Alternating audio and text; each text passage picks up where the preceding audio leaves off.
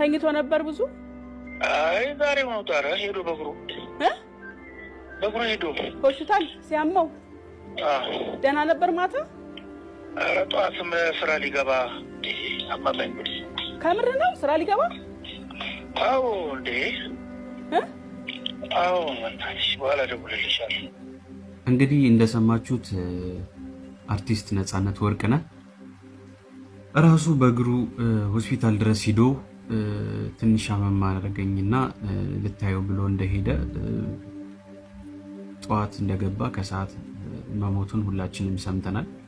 እና አንድ በጣም የገረመኝ ነገር ከዚህ በፊትም እንደዚህ የተፈጠረ ተገጣጠሙብኝና ነገሮች ምንድነው ነገሩ ላይክ እንደ ጥያቄ ለማቅረብ የሚያክል ነውና ከዚህ በፊት ማዲንጎ አፈወርቅ እንደዚሁ በመኪና ሆስፒታል ድረስ ራሱ ሂዶ በድንገት መሞቱን ሰማን።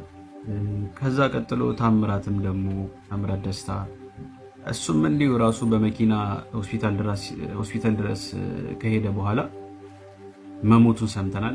ከዛ ውጪ አንድ ትግረኛ ዘፋኝ አርቲስት ነበረ ዳዊት ነጋ ምናምን የሚባል ዘፋኝ ካልተሳሳትኩኝና እሱም እንዲሁ ራሱ ሆስፒታል ድረስ ሂዶ ነው መሞቱን የሰማነውና አሁን ደግሞ በነፃነት ወርቅነህ ተደገመ።